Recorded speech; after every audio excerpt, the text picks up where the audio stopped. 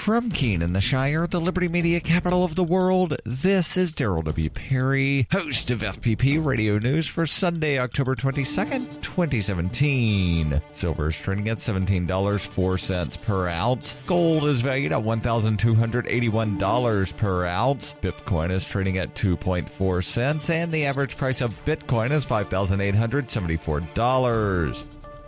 Antiwar.com reports a new report from the Special Inspector General for Afghan Reconstruction warns that U.S. efforts to bring Afghan troops to the United States for training has been greatly undermined by the unacceptably high number of Afghan troops who run away as soon as they arrive. Some 13% of Afghan trainees go missing, with the majority of them junior officers. 152 Afghan trainees have gone AWOL in the course of this operation, and more than half, 83 of them, have never been found. The Special Inspector General for Afghan Reconstruction warns the missing troops are bad for morale of the troops that stay for the training and also for the Afghan military units inside Afghanistan. He also warned the number may continue to rise as mounting violence makes it easier for Afghans to seek asylum. Many of the asylum seekers are fleeing into Canada, believing it to be a safe place to seek sanctuary from being arrested for fleeing from the military. Since many are able to credibly cite safety concerns, including Taliban threats to relatives, such claims of sanctuary have been pretty successful.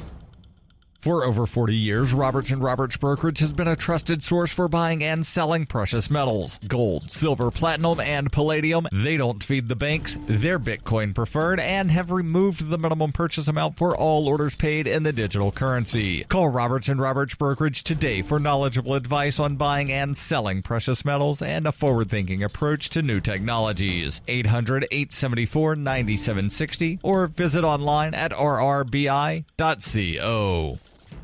UPI reports a California judge tossed out a $417 million verdict against Johnson & Johnson, the second verdict involving its baby powder that was reversed this week. In a 51-page ruling late Friday, California Superior Court Judge Marin Nelson granted a new trial after finding serious misconduct on the part of the jury, insufficient evidence, and excessive damages. In California, 2 months ago, a jury from Los Angeles awarded Eva Echevarria $70 million in compensatory damages and $347 million in punitive damages, the largest verdict against the company to date. Echevarria, who started using the talc powder product when she was 11, was diagnosed with ovarian cancer in 2007. Judge Nelson said that under the law, the parent company, which is a legally separate entity from its subsidiary, cannot be held legally liable for non-disclosures for a product it does not manufacture or market. The judge also said there was no convincing evidence of any of the Johnson & Johnson companies acted with malice and should have to pay punitive damages.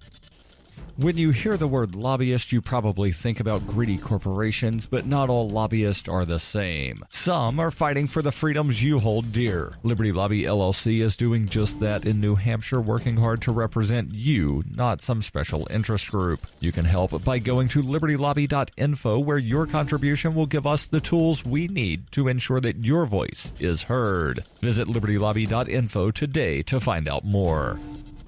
Reuters reports President Donald Trump said on Saturday that subject to receipt of further information, he planned to allow the opening of long secret files on the November 1963 assassination of President John F. Kennedy, due to be released next week. Politico magazine earlier quoted Trump administration and other U.S. government officials as saying the president would almost certainly block the release of information from some of the thousands of classified files, which the U.S. National Archives is scheduled to make public by an October 26th deadline. Trump said in a tweet, subject to the receipt of further information, I will be allowing, as president, the long blocked and classified JFK files to be opened. Thousands of books, articles, TV shows, movies, and documentaries have been produced about the assassination, and surveys have shown a majority of Americans still distrust official evidence pointing to Lee Harvey Oswald as the sole shooter. Over the years, the National Archives has released most documents related to the assassination, but a final batch remains, amounting to tens of thousands of pages, and only the president has authority to decide whether some should continue to be withheld or released in redacted form. The Washington Post and other media have quoted officials as saying that government agencies have lobbied Trump to withhold some of the documents, arguing that they could expose relatively recent intelligence and law enforcement operations.